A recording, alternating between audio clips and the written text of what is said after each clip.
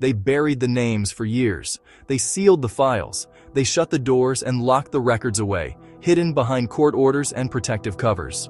For decades, behind closed doors, a secret world of privilege, power, and crimes that defied justice was quietly documented by law enforcement. Yet the public would never see it, not until those documents were finally pried open and released in massive quantities in 2025 and early 2026. These became known to the world as the Epstein Files, a massive trove of government records exposing the depths of an international criminal enterprise and the lengths to which powerful people went to protect themselves, even as they stood beside the vulnerable and exploited. The man at the center was Jeffrey Epstein, a financier with no transparent source of wealth, but an abundance of access. He hobnobbed with presidents and princes, titans of industry, luminaries of culture, influencers of politics. He owned private jets, palatial homes, and a private island in the Caribbean, a playground that would later be described in graphic detail. But beneath the veneer of wealth and charm lay something far darker, a calculated trafficking network that preyed on underage girls, using manipulation, coercion, and power to exploit the vulnerable. Epstein's criminal history did not emerge overnight. Investigations into his conduct began decades ago, with local and state law enforcement uncovering evidence of sexual abuse of minors. Court filings, sworn testimony, photographs, flight logs, contact lists, financial records, and witness interviews were gathered, all stored in what would become millions of pages of investigative documentation. But the public saw only slivers at first. Early leaks, redacted pages, sealed evidence that hinted at what might lie beneath. With each new revelation, the world became increasingly aware that Epstein was no ordinary criminal. He was the axis of a network that linked people of immense power, a secret world that justice had long turned its back on. By 2019, the federal government stepped in with a sweeping indictment accusing Epstein of sex trafficking minors across state lines. The charges were extensive, accusing him of not just personal wrongdoing, but orchestrating a broader criminal operation that involved the trafficking of girls, some of them barely out of childhood. This indictment sent shockwaves through political and social circles. For the first time in years, Epstein faced federal accountability. He pleaded not guilty, but he would never see his day in court. Within weeks, Epstein was found dead in his Manhattan jail cell while awaiting trial. The medical examiner's office ruled the death a suicide, but the circumstances, cameras malfunctioning, guards failing to monitor him, unanswered procedural lapses, fueled intense scrutiny and speculation. No matter how he died, Epstein's death ensured that many answers would die with him. Yet even his death could not bury the truth entirely. The criminal case against him had produced mountains of documentation. Among those materials were files that had been subpoenaed, court records from civil lawsuits filed by survivors, internal emails, investigative notes, and evidence collected across multiple jurisdictions. When law enforcement and prosecutors closed one door, another layer of documentation remained preserved in dark vaults of government records. Each piece of paper, each recorded interview, each flight log, was a testament to how far Epstein's influence reached and how deeply his criminal enterprise had been built. Then, in late 2025, after years of public and political pressure, the United States Congress passed legislation known as the Epstein Files Transparency Act. The law mandated that the Justice Department release all unclassified records related to the Epstein prosecutions and investigations. Signed into law in November 2025, the act was meant to strip away decades of sealed secrecy, forcing prosecutors and law enforcement to open their files to the world. What followed was the largest release of investigative material in American history. In December 2025, the first tranche of documents was released. It was only a fraction of what was legally required, but it contained hundreds of thousands of pages of redacted court filings, photographs, communications, and logs that had never before been accessible to the public. Hundreds of pages were blacked out entirely, sparking outrage from survivors, attorneys, journalists, and lawmakers who demanded transparency and accountability. Some released pages were so heavily redacted that entire paragraphs could not be read. Yet even in those incomplete scraps, the outlines of Epstein's network began to form. By January 30, 2026, the Justice Department announced a massive release of documents. More than 3.5 million pages of material related to Epstein's case. The new batch included not only text documents and emails, but more than 2,000 videos and 180,000 images, many captured from devices seized during raids on Epstein's properties in New York and the U.S. Virgin Islands. This release was described by officials as the culmination of their compliance with the transparency law. The materials were drawn from multiple investigations that spanned decades, including Epstein's early cases in Florida, the federal prosecution in New York, the prosecution of his associate Ghislaine Maxwell, and various FBI inquiries, as well as inquiries related to the circumstances of his death. The Department of Justice worked through hundreds of lawyers and reviewers to redact sensitive information, particularly anything that could identify victims or jeopardize ongoing investigations. Officials said that redaction was necessary to protect victims' identities and maintain legal compliance. At the same time, critics asserted that the redactions were overly broad and frustratingly opaque, leaving significant gaps in the public's understanding of what these files truly contained. Turn o search 3. Turn o news. Even within the partially released documents, names that had long been whispered in public discourse emerged in a more concrete context. Flight logs, emails, guest lists, correspondence, and photographs revealed connections, direct or indirect, between Epstein and dozens of influential figures. None of these names, by virtue of appearing in the files, constitute proof of criminal activity. Association is not evidence of guilt. But the sheer breadth of these connections forced society to confront uncomfortable questions about access, proximity, and power. Among the names associated with the files were former U.S. presidents, figures like Donald Trump and Bill Clinton, whose paths had crossed with Epstein's over decades. Flight logs documented times both men had been aboard Epstein's private jets in the 1990s and early 2000s. Trump and Clinton both issued statements denying any knowledge of Epstein's criminal activities and asserting that their interactions were limited and unrelated to the abuses for which Epstein was prosecuted. Yet the historical records of travel and communication raised immediate public interest and scrutiny. Royal figures also surfaced in the documents. Prince Andrew, the Duke of York, had long faced public scrutiny over his association with Epstein.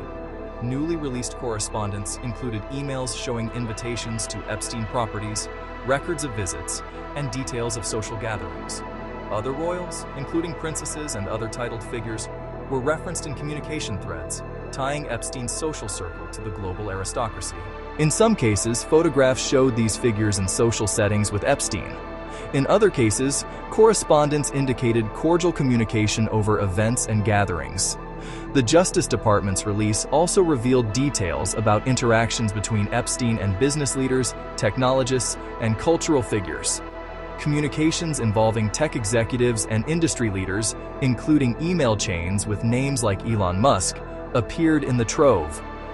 Musk's involvement, as reflected in correspondence, sparked debate when emails suggested casual exchanges about visiting Epstein's island, though the context was social and speculative rather than evidence of involvement in criminal conduct.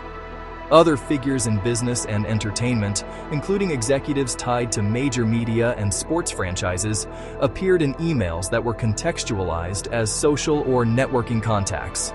In one series of exchanges, Casey Wasserman, head of the committee organizing the 2028 Olympics, was shown in correspondence with Ghislaine Maxwell that ranged from professional to lighthearted. Wasserman publicly described those historic communications as youthful and occurring years before Maxwell's criminal conduct was publicly known, emphasizing that he never had a relationship with Epstein himself. These revelations underscored the uncomfortable reality that Epstein's circle was vast and included individuals who later denied any knowledge of or participation in criminal behavior. Turn News, Turn News, Turn News 2, Turn News 3, Turn News 0. Survivors and their advocates were among the most vocal critics of the government's handling of the file releases. Many argued that the redactions had obscured key details, and that the files, even as released, still protected the identities of individuals who may have enabled or abetted Epstein's conduct. Some lawmakers even launched demands for a full accounting of withheld materials, claiming that millions of pages remained unreleased despite the legal mandate. Of roughly 6 million pages identified by Justice Department reviewers, only about 3.5 million had been published to the public, with the remainder withheld due to ongoing legal processes or to protect sensitive information. Critics described this gap as a betrayal of public trust and a failure to fully comply with the transparency law's spirit, leaving large swaths of the criminal enterprise's inner workings shrouded in secrecy. Among the most distressing aspects of the released files were passages of grand jury or interview transcripts and witness statements detailing first-hand accounts of recruitment methods used by Epstein and Maxwell. Some transcripts captured survivors' own voices, describing how they were approached, groomed, and exploited. These accounts served as stark reminders that, beyond the sensational names and high-profile connections, lay countless lives affected by trauma and betrayal. Survivors expressed frustration that even as the files were made public, their own identities or details of their testimony were redacted, while public fascination focused on powerful figures whose names had yet to face legal scrutiny. The mixture of legal compliance, selective redaction, and political controversy surrounding the release raised serious ethical questions about how justice is served when powerful interests are involved. Some critics asserted that rather than a genuine unveiling, the government's disclosures amounted to a carefully curated document dump designed to satisfy a legal requirement without fully informing the public. They pointed to the months of delay in releasing the files, the highly redacted content, and the absence of complete indexing or searchability as evidence that the government was resistant to full transparency. These critics argued that over half of the potentially responsive pages remained unpublished and demanded that the public be allowed to view all materials without the redactions that shield influential individuals from accountability. In parallel with the public releases, legislators in the United States and overseas pressed for additional scrutiny. Members of both parties in the U.S. Congress issued subpoenas and demanded unredacted files, contending that the executive branch had failed to meet its legal obligations. Survivors' attorneys echoed these concerns, asserting that justice could not be achieved without full disclosure of the materials collected over 2 decades of investigation. Several lawmakers condemned the ongoing redactions as incomprehensible and outrageous, citing legal provisions that, in their view, did not permit withholding or censoring documents to protect politically exposed individuals or powerful allies. They argued that a true transparency effort would require not just publication, but searchable access to all materials gathered in the Epstein cases. Behind all of this lay an uncomfortable historical truth. Epstein's criminal network operated for years with minimal real accountability, even as law enforcement agencies had amassed extensive records. These files, assembled over multiple prosecutions, civil lawsuits, interviews, and raids, chronicled a story that was far broader than a single man's actions.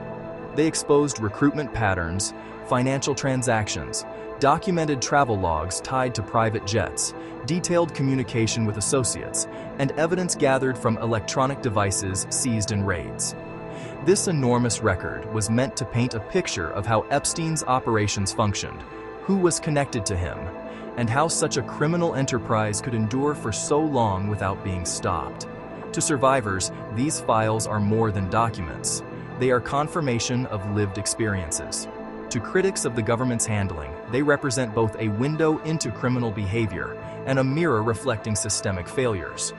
To the public, they are a puzzle whose pieces may never fully be assembled, yet which collectively reveal unsettling patterns of wealth, privilege, and exploitation. At its core, the release of the Epstein Files raised a fundamental question about accountability. Can a system truly be just if those who hold power can shelter themselves from full transparency? The world watched as names were revealed and redacted, as photographs circulated and then vanished from public servers, as experts debated whether the files met the legal requirements of the transparency law. Justice officials maintained that they had complied with their obligations, that protecting victims' identities and sensitive ongoing investigations necessitated careful review before public release.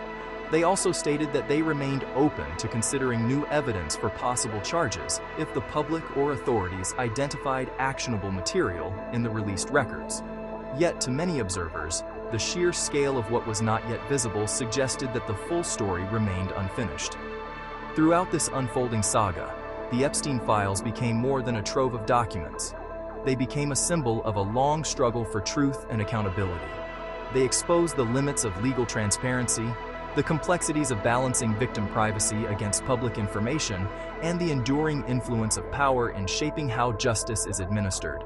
They forced everyone, from politicians to journalists to everyday citizens, to confront how a man like Jeffrey Epstein could move through the highest circles of society while preying on the most vulnerable, and how much of that world we still do not fully understand. The dawn of 2026 brought with it not clarity so much as a reckoning born out of millions of pages of government documents made public in unprecedented quantity. The so-called Epstein Files had gone from being fragments in court dockets to a sprawling archive that spanned decades of investigation, testimony, flight logs, correspondence, memos, interview summaries, photographs, videos, and financial records. In theory, these files were supposed to help the public understand how the Epstein enterprise worked, who knew what, and why it took so long for justice to seem real. In practice, the reality was far more opaque and disturbing, marked by legal battles, political fights, global media scrutiny, and public disbelief. The epicenter of the controversy was the massive batch of files released by the United States Department of Justice at the end of January 2026, in compliance with the Epstein Files Transparency Act. This legislation, passed by Congress in late 2025 and signed into law, required that all unclassified government records related to the investigations into Epstein and his associates be made public. The law was the result of years of public pressure, legal suits, congressional hearings, and political demands driven by survivors, advocacy groups, and lawmakers who insisted that secrecy had shielded powerful figures and obstructed justice. The January 30th, 2026 disclosure was the most significant release thus far. More than 3.5 million pages of documents, including over 2,000 videos and approximately 180,000 images, were posted to the Justice Department's online portal. Officials said this brought them into compliance with their legal responsibilities under the Transparency Act, though critics countered that only about half of the potentially responsive material had actually been published, with nearly as many documents still withheld after review. Justice Department leadership insisted that files containing victim identities, medical information, and explicit abuse content had to be protected, and that ongoing investigations also required certain records to be temporarily withheld from public view. In public statements, Deputy Attorney General Todd Blanche emphasized that the release was thorough, legally sound, and intended to balance transparency with victim protection. He also denied claims that the files were being selectively withheld to shield prominent figures, asserting that redaction decisions were based on legal constraints, not favoritism. At the same time, lawmakers on both sides of the aisle demanded full disclosure of all unredacted materials, saying the partial release was insufficient. House Oversight and Senate Judiciary Committees issued subpoenas and resolutions challenging the adequacy of the department's production, arguing that the public had a right to see the full scope of what law enforcement had collected over years of investigation. Turn Search 13, Turn News 2, Turn News 38. The released documents, even with redactions, offered terrifying glimpses into the Epstein network's workings. Flight logs showed repeated travel on private aircraft to remote locations, including Epstein's Caribbean island, Little St. James, where much of the abuse was alleged to occur. Guest lists and correspondence documented a social world that included names from political, business, and cultural spheres. Emails between Epstein and various associates suggested invitations to events, social engagements, and detailed travel plans. In some cases, correspondence revealed personal conversations, casual, social in tone, that nonetheless raised questions about the depth and nature of these relationships. One of the most widely reported revelations came from a series of emails between Epstein and a prominent billionaire CEO. In these exchanges, discussions about attending a gathering on Epstein's private island included a joking inquiry about which night would feature the wildest party, underscoring the unsettling intersection of high society leisure and criminal infamy. Another set of emails showed Epstein planning a family visit to his island with a high-level government official's spouse and children, despite that official publicly distancing themselves from Epstein years earlier. These contradictions fueled media scrutiny and demands for explanation. The files also documented financial interactions that drew public interest. One tranche contained records showing that Epstein made periodic transfers totaling tens of thousands of dollars to a British political figure's partner. The politician claimed no recollection of receiving the funds and said he was unaware of the record's accuracy. Yet the detail in the documents sparked political uproar and calls for official investigations into whether ethical lines were crossed.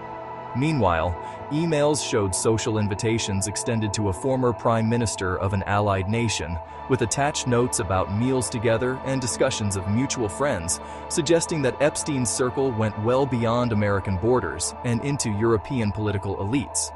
Royalty was not absent from the files. Newly released correspondence showed invitations extended to a British royal to attend events at Epstein's residences in New York, including a dinner attended by cultural figures such as film directors and journalists. These revelations came after years of public scrutiny about that royal's ties to Epstein. And though the royal maintained publicly that they had stopped associating with Epstein long before his later crimes were well known, the records brought renewed attention to how social relationships persisted long after allegations surfaced. Some of the most personally impactful details in the files were not the names of the powerful, but the moments when victims' voices surfaced through interview summaries and testimony descriptions. Even with their identities redacted, the accounts documented how young girls described being recruited, approached with promises of cash, help with education or connections, and then manipulated into cycles of exploitation. Some transcripts referenced direct interaction with alleged recruiters, including instructions from Maxwell's aides that girls had to look young at least, words that carried haunting implications. These details, when juxtaposed with lists of social events and the guest lists of the elite, created a jarring portrait of how criminal exploitation could be normalized within circles of wealth and privilege. Public reaction was immediate and intense. Survivors' advocacy groups issued statements condemning the partial release and demanding that every page of the files be disclosed. They argued that withholding documents or redacting too heavily amounted to protecting individuals who might have aided or enabled Epstein's crimes, whether through direct actions or social indifference. Some lawyers representing survivors accused the Justice Department of using the transparency law's language to delay or dilute the impact of the release, pointing to legal provisions that allow redactions for victim privacy and ongoing investigations as loopholes that could be exploited to keep sensitive information from the public eye. At the same time, lawmakers pushed back against the department's interpretation of the transparency law. Members of Congress argued that the statute's intent was to bring every document into public view unless there was a compelling legal reason not to, and in some cases they said those reasons had been overstated. Some demanded detailed reports on what categories of documents were released, which ones were withheld, and the legal basis for every redaction as required under the statute. Oversight committees threatened enforcement actions if compliance was not achieved, including contempt citations and additional subpoenas for unredacted materials. Even as the political battles raged, media organizations continued to comb through the released files, publishing stories that highlighted both troubling associations and innocuous contacts. Some outlets focused on the names of public figures who appeared in travel logs or correspondence, making headlines out of every mention. Others concentrated on systemic failures, pointing out how early investigations had been mishandled. Plea deals in the mid-2000s had allowed Epstein to walk with minimal incarceration, and how repeated missed opportunities by law enforcement had allowed his criminal enterprise to continue for years. Analysts drew timelines showing how Epstein maintained access to powerful figures decades after his first conviction, raising questions about how legal and political systems enabled such continuity. The global dimension of the files also became apparent. In some countries, politicians and public figures faced renewed scrutiny or calls for inquiry based on their names appearing in travel logs, correspondence, or guest lists associated with Epstein. In certain European capitals, lawmakers demanded that their governments investigate whether any public officials had interacted with Epstein in ways that might implicate national laws or ethics codes. In the Caribbean, regulators examined records relating to Epstein's properties and financial transactions linked to local jurisdictions, highlighting the international footprint of his operations. Despite the torrent of reporting and political pressure, one striking fact remained. As of early 2026, no additional individuals had been charged criminally as a direct result of the released files. Prosecutors stated publicly that while the files contained disturbing content, they did not yet find sufficient legal evidence to bring new indictments against additional individuals solely on the basis of the released materials. Deputy Attorney General Blanche emphasized that prosecutions require clear, admissible evidence proving criminal intent and conduct, a high standard that cannot be met by mere mention of a name or presence on a list. However, he said that the department remained open to reviewing tips and leads generated by public analysis of the files, and that citizen submissions could prompt new investigative lines. To many observers, this lack of immediate prosecution was deeply frustrating. Survivors and advocacy groups expressed outrage that powerful names could be attached to criminal networks, yet escape legal consequences. Critical commentators describe the situation as emblematic of a justice system that places a higher burden on the powerless than the powerful, an indictment of societal structures that protect privilege while punishing vulnerability. At its core, the Epstein Files became more than just documents. They became a cultural and legal battleground, a flashpoint for debates about transparency, accountability, and justice in an era defined by information and influence. The emotional aftermath was felt not only by survivors but by families, communities, and nations struggling to reconcile the knowledge that powerful people once walked beside, and sometimes within, a world of systemic abuse. Victim stories, even heavily redacted, brought home the human cost of this sprawling saga. Behind every flight log and guest list were real people whose lives had been shattered. Lawyers representing survivors argued that genuine accountability would require not just document releases, but a comprehensive public reckoning with how the abuses occurred and why systems designed to protect the innocent failed so profoundly. Public discourse, whether in newsrooms or social media platforms, became a porous arena where snippets of the files were debated endlessly. Headlines focused equally on travel logs showing private flights to Caribbean estates and on emotionally charged survivor testimony describing how young girls were recruited on the theory that they looked young enough, a phrase that would become seared into collective memory. The lines between legal nuance and public perception blurred as each new document release sparked waves of analysis, denial, speculation, and outrage. Internationally, the Epstein Files became a talking point in parliaments, news broadcasts, and academic conferences. Leaders discussed not just the criminal network represented within the files, but the institutional failures that allowed such a network to persist. Human rights advocates pointed to the files as evidence of systemic exploitation and demanded stronger protections for survivors of trafficking and abuse. Legal scholars examined the implications of the Transparency Act, debating whether it truly served public interest or had been undermined by legal caveats and redactions. In many ways, the Epstein Files had become a living archive, a repository not just of crimes and connections, but of collective memory and unresolved questions. For some, the files offered long overdue confirmation of experiences that had been dismissed or ignored for years. For others, they raised disturbing questions about how social power intersects with criminal impunity. The ongoing battles over the released files, the redactions, and the withheld material highlight a broader societal tension: how to reconcile the public's right to know with the legal system's duty to protect privacy and integrity of investigations. The files underscore the challenge of addressing historic wrongdoing while navigating contemporary concerns about legality, due process, and ethics. Yet the pressure for transparency only grew. Advocates continued to demand the release of every page, every file, every unredacted document. Lawmakers called for new oversight hearings. Survivors' groups pressed for reparations, policy reforms, and independent investigations. Global media outlets continued to analyze the materials, highlighting patterns of connections, discrepancies in redactions, and unfoldings in international reactions. Through all of this, the Epstein Files stood as both evidence and enigma. Evidence of a criminal network that operated for years under the radar of true accountability, and an enigma because so much of what was known remained contested, redacted, or incomplete. The files revealed powerful names, complex relationships, and, most importantly, the enduring human cost of exploitation.